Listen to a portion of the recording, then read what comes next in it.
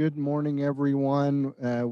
It'll be just another minute or two as we get our state auditor logged on. So give us just a moment and we'll be ready to start. Thank you.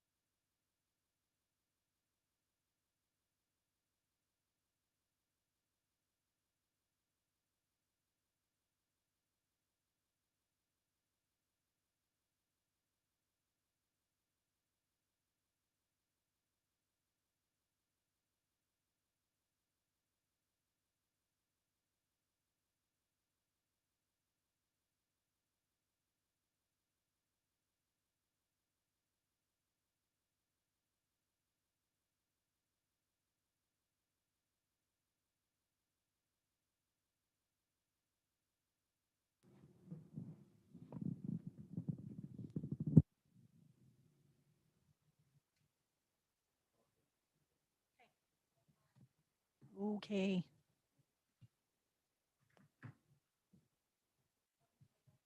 I'm ready. Ooh, I'm wobbly. I believe we're live. So, welcome everybody. This is pretty cool technology that we get to use today.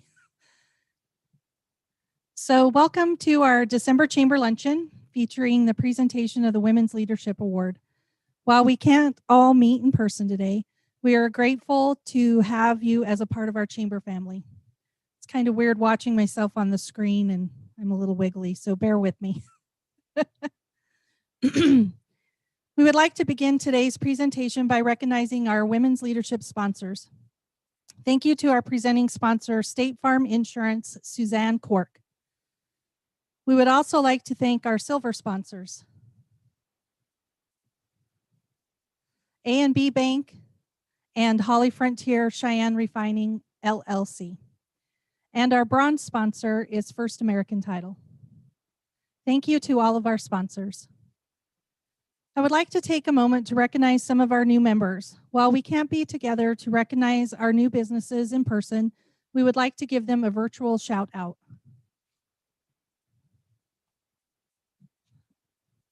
Brockman Trim and Finishing, Carpentry, LLC. Dasbog, number 39, the Pershing location. Fuel Cafe. Ideal Images Photography. Jack's Outdoor Gear, Farm and Ranch. Kimball Health Services. Navigation Wealth Management. Knee Seas Dresses. Pure V Water Solutions. Raytheon Technologies. So if you have a chance while you're out doing your shopping, make sure you stop by those businesses. And now I'd like to ask Dale Steenbergen to come up and give us an update on the chamber.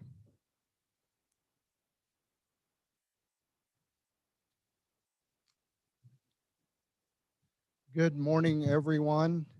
It's good to see everyone, at least virtually. You know, I am humbled and honored as we come to the end of the year. I never cease to be amazed at the commitment of our business community in Cheyenne to uphold nonprofits, to uphold their Chamber of Commerce, to uphold their civic groups, even in times when it's very difficult. You know, I think for most of us, if we woke up tomorrow and there were aliens hovering over most of the major cities in this country, we wouldn't even be shocked at this point. 2020 has been a pretty interesting year. You know, I would like to give you a report on some of what's going on in Cheyenne. We have continued to work with our business resource team, with our economic development primaries team through this COVID time. So there's a lot going on with that, and there's some things that you need to know about as we move to the end of the year. The first thing I think that it's important for all of us to realize that we need to continue to be vigilant. You know, as we speak with the hospital and other healthcare providers, a lot of our resources are becoming stretched, and we need to make sure that we flatten this curve as much as we can as we move forward. To that end, you know that we started working with the Department of Health in October. Mike Sabias, the director, was a speaker at our November lunch. And from that, we worked with our statewide coalition to start pushing out messaging to our folks about simple ways to keep our community safe and healthy. And we'll continue to do that along with other members of our Wyoming Business and Industry Federation. Together, we represent over 5,000 businesses across the state of Wyoming, and we want those businesses to stay open. And that has to be our goal right now, to make sure that our small businesses are able to maintain their living and to keep moving forward. In addition to the health challenges that COVID has offered us, there have been some financial challenges as well. In general, our part of the country has done extremely well. So our economy is humming right along. And as we looked at a lot of sectors, things are doing great. We do always need to keep in mind, though, that for some of our smaller restaurants, for some of our smaller businesses, times have been rather challenging. And we need to remember them as we're spending money at Christmas, as we're buying gift cards, to not forget that they are an important part of our community and need to be remembered. I will tell you that one of the things we've been discussing, and we'll have a newsletter that comes out this afternoon that will outline some of this in more detail. But while we worked hard on the PPP, and it was a great program for many of you, there are some challenges as we move to the end of the year. Any of you who started trying to fill out those documents for your employees or starting to gather that might notice that the IRS doesn't have those out yet. You will notice when it does come out that there will be some boxes that you haven't seen before on that as you reconcile some of the CARES Act payments to employees for unemployment and for sick leave, depending on how they handled some of their taxes, whether they deferred those. We don't know yet whether some of the PPP money is going to be tax deductible. So I would encourage you to reach out to your accountants as we get to year end and to see about how you might handle that. You know, it's not all bad news, I will tell you. As we look around, there are some things happening that are very helpful. You know, we talked this week to some of our healthcare folks and to the military, and it does look like that a vaccine is on the way, right? And long term, this is our way to protect business, is to make sure that we get that vaccine to our community members as quickly as possible. I think we will be starting to see some of that vaccine distributed even by the end of this month. So hopefully in the first quarter, we can truly start looking at what a new normal, hopefully an old normal, not a new normal. So we'll keep our fingers crossed for that. A couple of other things that I'd bring to your attention as we move forward. We continue to work at the chamber, working with GBSD. We had our first GBSD work group meeting yesterday. We included community members from certainly Cheyenne, but all across the missile field. And we have a lot of volunteers that are helping with that. So if you have questions about ground-based strategic deterrent, how your business might get involved with that, please let us know, and we'll get those questions put forward and get some answers for you, I hope. Other projects continue to move. Our enhanced use lease is moving forward, and which will solve some of our housing problems with the military. Look forward to that continuing its positive work. The other thing I'd bring to your attention is that I'm sure you're all aware over the last month or two, a lot of issues have started to hit the state legislature. We're still watching to see when the legislature might meet in 2021.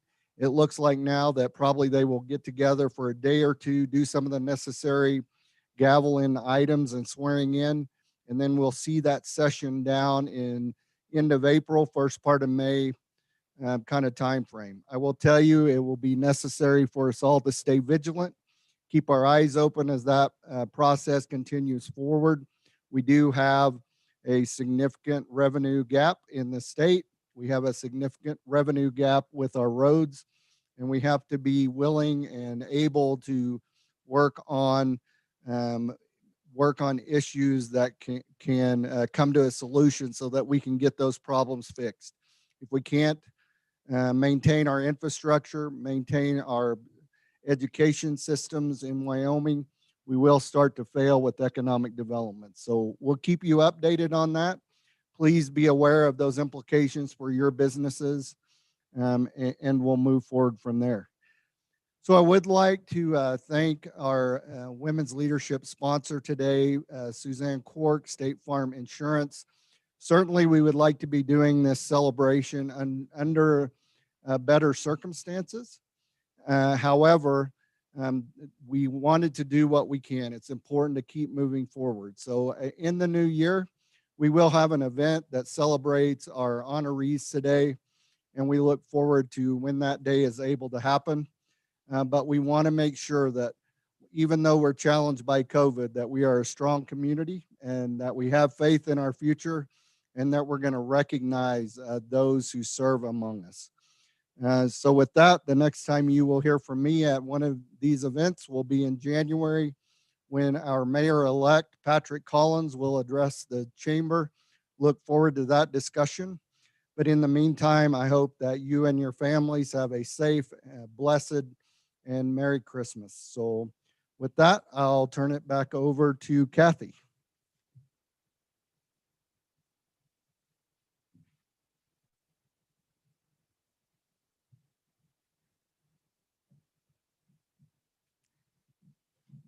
All right, before I introduce today's speaker, I wanted to highlight that this year marks the 100th anniversary of the 19th Amendment of the U.S. Constitution, giving women across the nation the right to vote.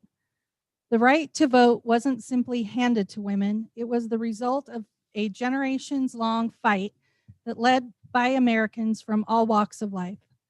The state of Wyoming led in that effort, pioneering women's rights by allowing women to both vote and hold elected offices, first as a territory and then as a state. Whoops.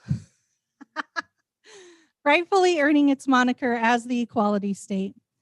Wyoming's actions preceded the federal act by more than 50 years. As we celebrate the 100th year anniversary of the right of women to vote, we know women in Wyoming have been making a difference in our state and our communities for just as many years. As one of our state's first female leaders, Nellie Taylor Ross, pushed for progressive policies, including forcing schools to create budgets, tax relief for farmers and ranchers, protecting women in industrial jobs, and supporting a constitutional amendment reducing child labor. She was a speaker at the Women's World Fair. Taylor Ross also became the director of the Women's Division of the National Democratic Committee and was named the first female director of the Bureau of the Mint by President Franklin D. Roosevelt. Wyoming is also known for having the first all-female town council in Jackson in 1920. The women leaders increased the town's bank account by tenfold in only 2 weeks. It is apparent that they knew how to get things done. Today, none of these successes by women leaders would create national news. They would not be seen as anything other than routine business. But in the early 1900s, these achievements garnered significant media attention. They brought a sense of appreciation to the strength of women leaders, and today we are here to celebrate not only our 2020 Women's Leadership finalists, but also our strong history of female leaders and, of course, the 100th anniversary of the right of women to vote. Speaking of strong female leaders, our keynote today is Wyoming State Auditor Christy Racines. Christy is a fourth-generation Wyomingite and an exemplary leader in the Cheyenne community. She protects public money by ensuring that it is always properly accounted for in the most efficient and cost-effective means. We are privileged to have her join us today. Please welcome Wyoming State Auditor Christy Racines to the screen. Hello, everyone, and I'm sorry I just hopped on. We had a SLIB meeting that was going a little late, so I was hoping I didn't hold up the... Christy, give us 1 minute. You're muted. Hang on a second.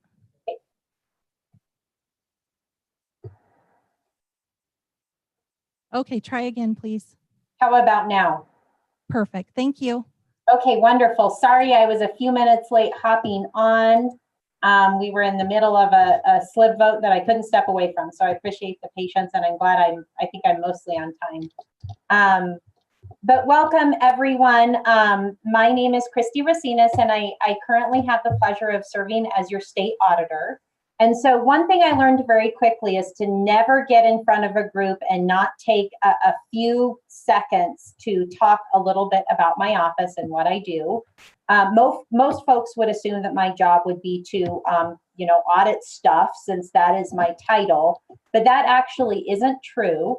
Statutorily, the state auditor is the chief accountant and payroll officer for the state. So essentially, we pay the bills and keep the books for the state of Wyoming.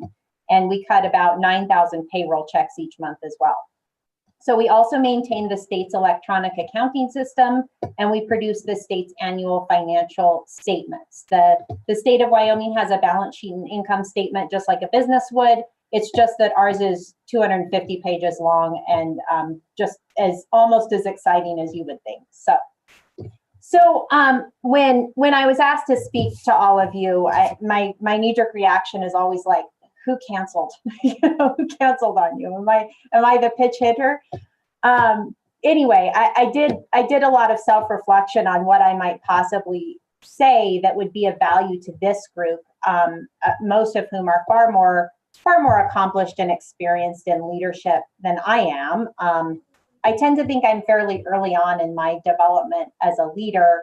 So I would kind of equate me giving you all leadership advice to having a medical resident performing your triple bypass surgery. But anyway, it certainly adds to my imposter syndrome, which I'm sure some of you can relate to.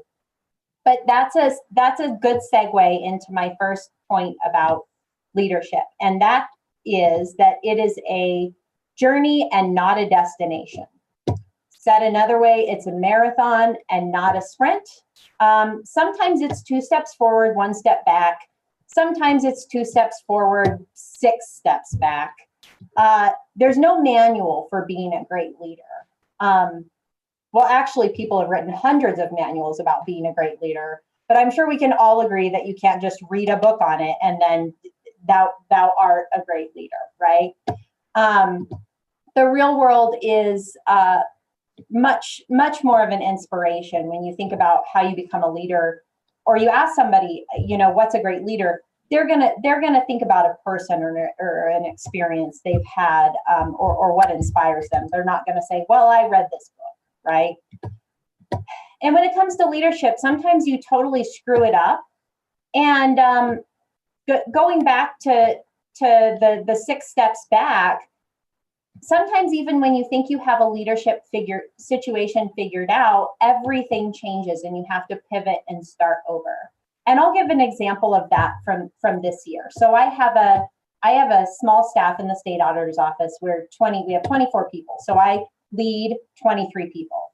We're all quiet, polite state employee accountants, right? So learning to lead in that environment is something that I kind of feel like I had my arms around. It certainly, it's under control. Everybody's calm. We focus on things like, a high standard of care, customer service. We look at employee morale, things like that. So when COVID came to be, the governor tasked me with leading the coronavirus task force related to business. And so all of a sudden I was put in charge of a group of about 40 very different, very accomplished, very spirited individuals from all different walks of life. And I mean, that was a severe pivot for me that certainly I had to completely start over and say, wow, this is a different group than my quiet, well-behaved state accountants back at the office, which is good. And that's certainly how we learn and grow. And that ended up being a very, very good experience. And hopefully I did that job well. Was I prepared for that situation? No. Was anyone? It's not that I could have said, oh, I'm sorry, I just signed up to do the accounting. I'm not going to be able to help you out. So you have to jump in and sort of fake it till you make it. Another example, think about a successful military commander and the traits that person might have, or the strengths that they could bring to that job. That person would probably make a really, really awful boss at Google, or vice versa for that matter.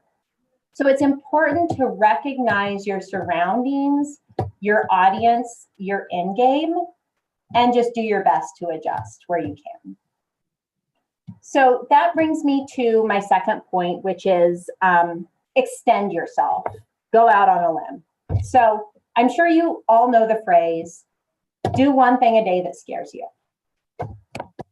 Yeah, well, I hate that phrase, right? Let me give you the introverted conservative CPA's version of that. Do 1 or 2 things a year that scare you and won't cause you to be excluded from coverage under your health or home insurance policy. That would be that version for me. That's what I'm comfortable with. You'll never see me jumping out of an airplane. But over the course of my adult life, I realized that I may subscribe to this concept a little bit more than I realize. Scary is really in the eye of the beholder. I will never bungee jump or skydive or any other similar activity. But let me tell you about one thing that was really scary for me, and that was running for office. Pushing send on the email with that press release to go out to a couple hundred newspapers in the state, I thought I was going to faint. It was maybe the most terrifying thing I've ever done in my life. But it didn't just end there. Every single time I gave a campaign speech, every single person I walked up to ask for their vote, it terrified me. So my point there is, scary isn't just about doing things that are YouTube worthy, and more often than not, they aren't YouTube worthy. And so my point is, put on your big girl or boy pants and try something new, screw up, learn, and try again. So now this is a women's leadership luncheon, and I can't really tell. I can only see, I think, the speakers, so I can't really tell who's all is on. I can't tell if there's 2 people or 200 people. But I know we have both men and women in the audience, and this message is a little more for the women in the audience, but also for myself as well. And that's one to mind your thoughts and your words. And so this point that I'm about to make is a little bit negative, and I apologize for that, but I think it needs to be said, and I like to remind myself of this too. We Wyomingites often talk about the inequality women have in representation in Wyoming, in our boardrooms, and our legislators, and our county commissioners. And particularly as we celebrate 150 years of women's suffrage, 100 years for the nation, we talk about how behind we still are in some arenas in representation in Wyoming. And all of that's true. And I think we have a lot of improvement to do there.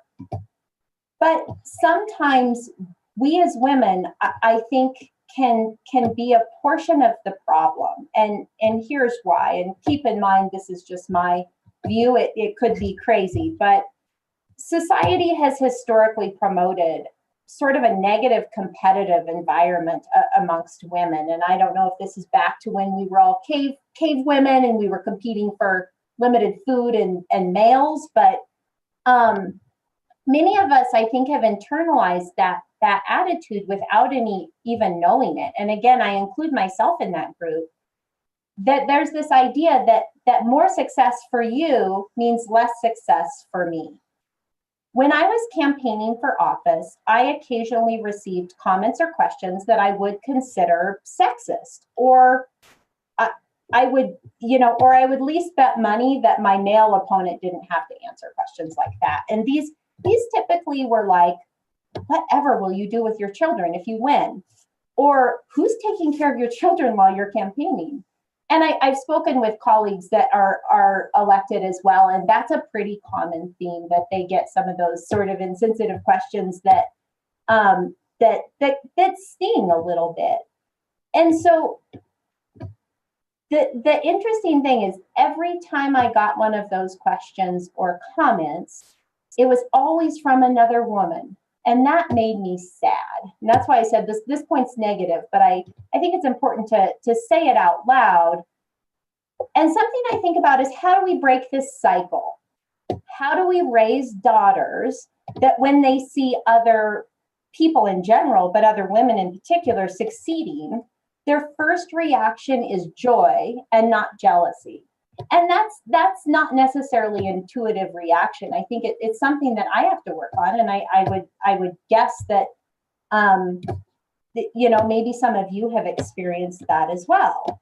And again, I'm not saying this to lecture anyone. I think it's just something to keep in mind as we interact with, encourage, and like we're doing today, celebrate our peers. And so I would also say, not only is there not finite success amongst us as a group, they say, I love the pie analogy, right? Success is not pie. More for you does not mean less for me. But I would also say that the opposite is true, in that women succeeding begets women succeeding. We really create synergy amongst ourselves. And so a really great, very real world example I have of this is, if I have financial success through an endeavor, I give all my money to Lexi Garrett. And so we both succeed. So, and then everybody wins, and I have fabulous new purses, and her business thrives, and everybody's happy. And I'm almost 100% sure that I am not the only person that happens to with their discretionary income. So My next point is to know yourself, right? We're all supposed to be very high functioning, emotionally intelligent individuals, but know yourself, know your strengths, know your weaknesses, and know when one of those becomes the other. You know, a strength can become a weakness if you overuse it, and sometimes a weakness can become a strength as well. So I'm guessing that many of you have taken one of those personality quizzes, and there are all sorts of different ones: DISC, Myers-Briggs, Enneagrams, True Colors. I've taken probably 6 or 8 of them over the course of my life.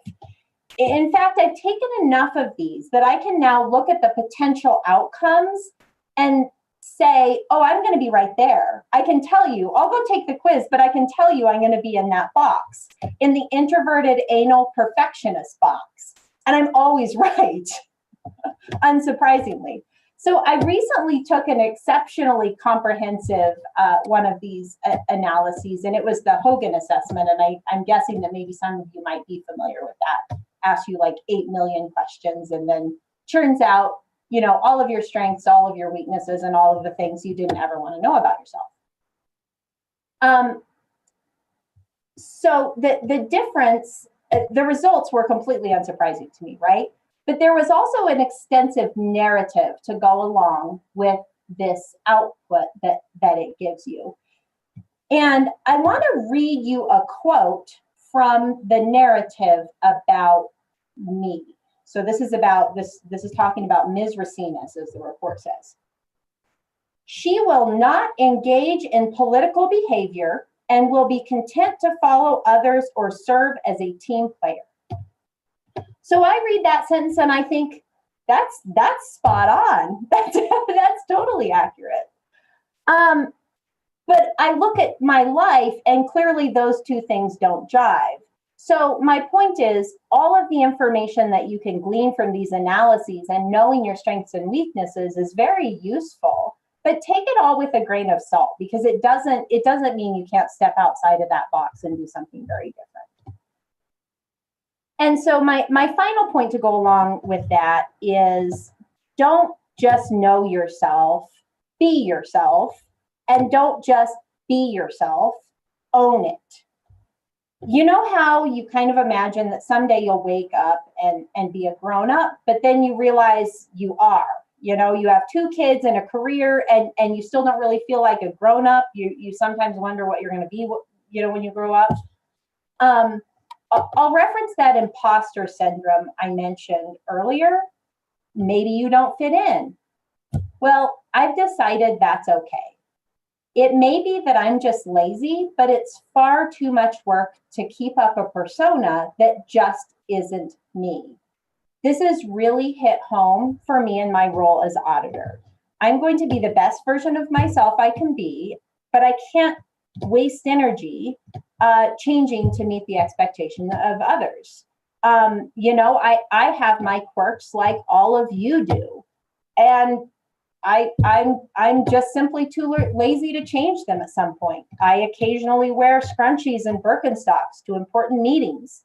I occasionally swear, only when it's really necessary, though, I promise. I'm incredibly sarcastic, if you can't tell. And that's not even my fault. I was allowed to watch far too much Seinfeld as a child. But my point is, it takes a lot of different kinds of leaders to build a business, to build a city, and to build a state. So give your colleagues, your superiors, and your subordinates the grace to be themselves, and they will return the favor. Find your niche, find your identity, and then strive to be the best version of that. And don't waste any time trying to change it or sculpt yourself into something that you perceive to be more valuable. I have a story about that too. I always desperately wanted to be artistic. I wanted to be an artist, or to sing, or to just have some sort of artistic talent in any way, shape, or form. But you know what? I'm not. I'll tell you one thing I am, though. I'm a darn good accountant. I'm very good at that, and I'm proud of it. And you know what? All those rock stars, concert pianists, artists, they need someone to count all their money. So I think that's important. Whatever your leadership gifts are, don't devalue them, use them, and realize that we all have different ones for a reason.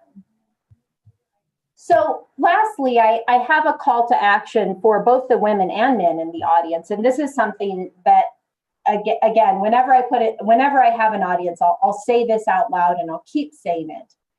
Consider putting yourself out there. Consider, and whatever that means for you, that's great. In my realm, I would say consider running for office. Consider getting involved in your local government or board, or and this is kind of silly. I'm telling you all to get involved, and you're already, obviously involved in the chamber, which is an awesome step.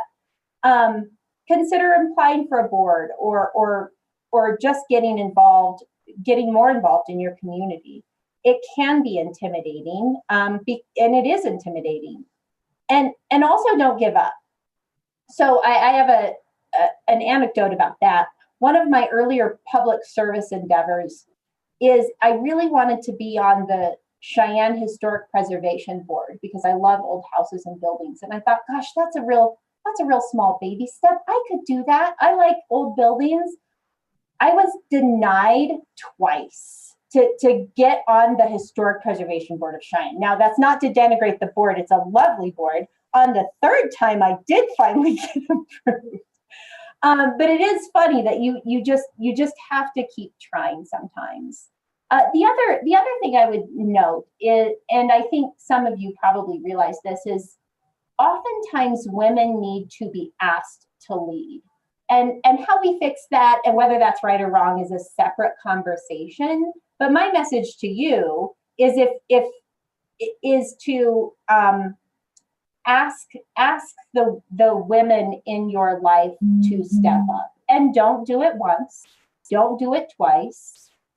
Encourage others to get involved. Call a friend and say, gosh, you just have the best ideas about education. Have you considered running for the school board, et cetera, et cetera? We continue to, there's occasionally positions where loads of people are running, but we continue to not have a lot of competition in some of our elected offices. Now I would caveat that I certainly don't want any of you to run against me in the next election, but just, with that aside, just make sure you're encouraging and spurring on those reluctant leaders in your life. So I'm going to finish up. I think my last point is don't give long speeches and make them even shorter when they're on Zoom. I just want to really congratulate all the nominees today. When I saw the list, I was just I just feel real lucky to know all of you and count you as friends. So thank you to the Chamber for hosting this great event and allowing me to be a small part of it.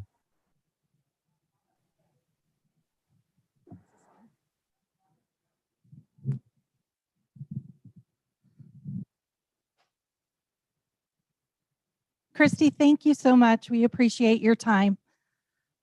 And they're swapping screens around. So one moment here. There we go. It's amazing. The technology learning curve that the Chamber has gone through is astronomical. Today is celebration of women's leadership in Cheyenne. This year's nominees exemplify the spirit of the award as well as the spirit of those many female pioneers who advocated for women's rights and who helped the Cheyenne region grow from its humble beginnings to the dynamic, energetic community we also very proudly call our home. Stephanie Prescott will join me on the screen as the 2019 Women's Leadership recipient. She will introduce our 2020 Women's Leadership Award finalists.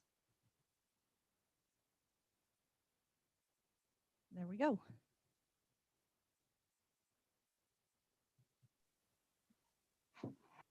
Hi, thank you for joining us today. At this time, we would like to recognize each of the 5 individuals who are the finalists for this nomination this year.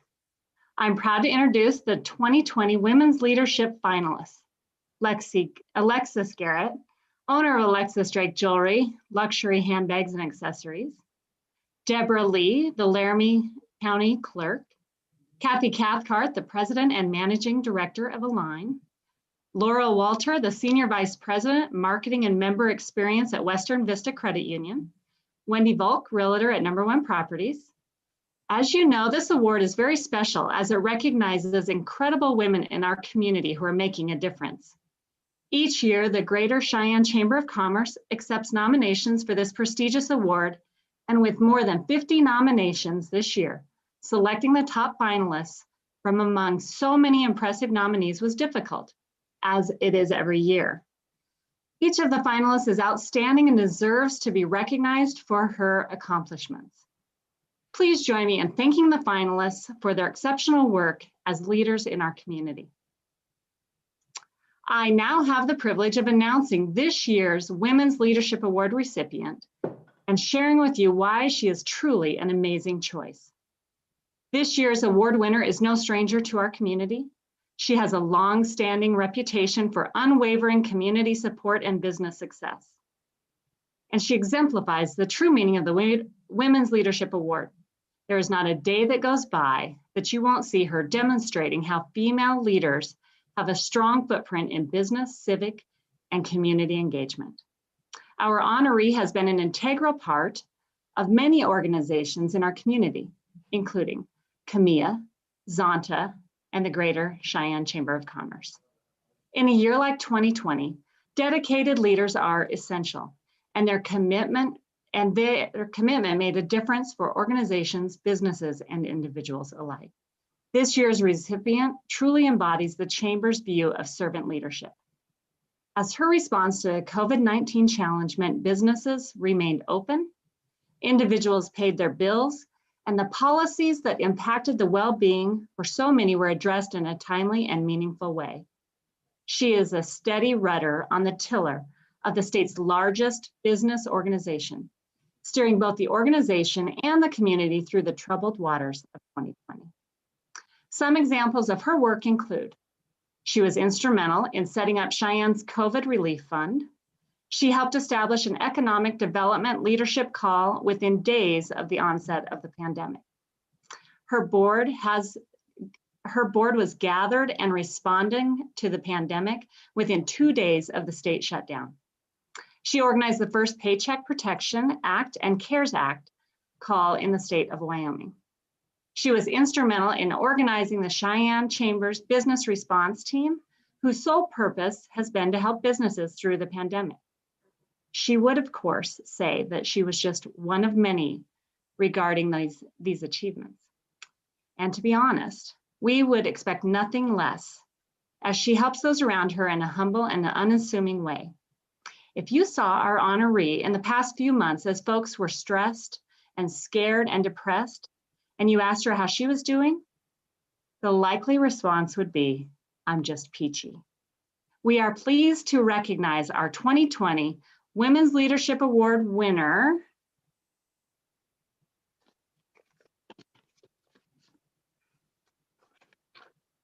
Kathy Cathcart. Congratulations.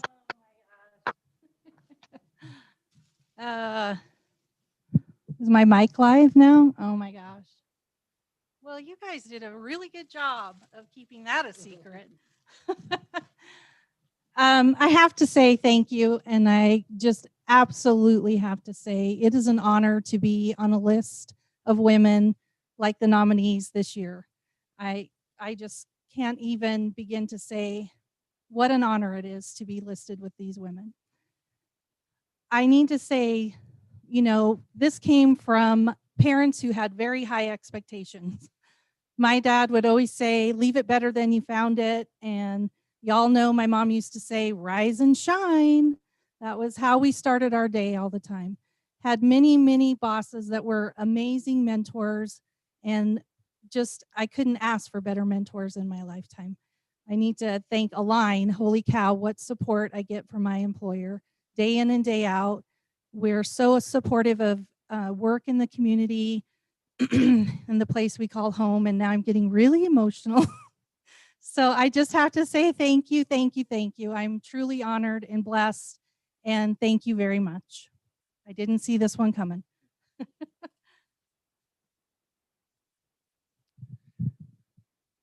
So it was kind of funny sitting here because if you watched, for those of you that can see the Zoom, Kathy kept sneaking up closer to the TV. I want to hear who wins this, right? And we can't hear because there's a loop in the room. So that was kind of interesting. So anyway, one of the things that is important is that we could keep moving forward with leadership in this community.